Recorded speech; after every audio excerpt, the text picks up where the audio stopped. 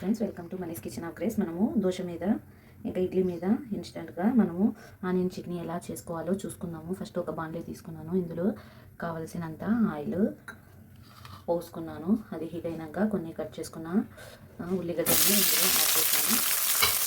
ఇది light colour, golden colour, మరీ ఎక్కువ కాకుండా లైట్గా గోల్డెన్ కలర్ వచ్చే వరకు ఫ్రై చేసుకోవాలి. ఆనియన్స్ కొద్దిగా తొందరగా మగ్గడానికి కొద్దిగా సాల్ట్ యాడ్ చేశానండి.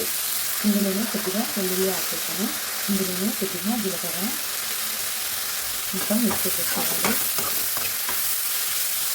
ఒక 30 గ్రామ్స్ ఎండుమిర్చి వేసుకుంటున్నాను. కాస్తంత పసుపు మొత్తం మిక్స్ చేసేసుకోవాలి.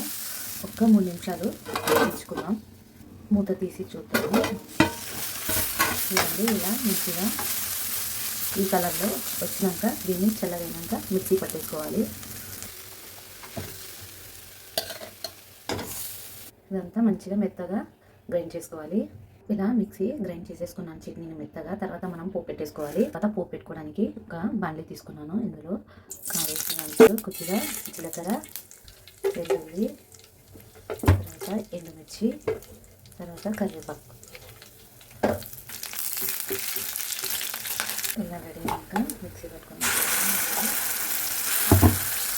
మొత్తం ఇలా కలిపేసుకోవాలి. అంతేనండి, దోశ మీద ఇడ్లీ మీద చాలా చాలా బాగుంటుంది.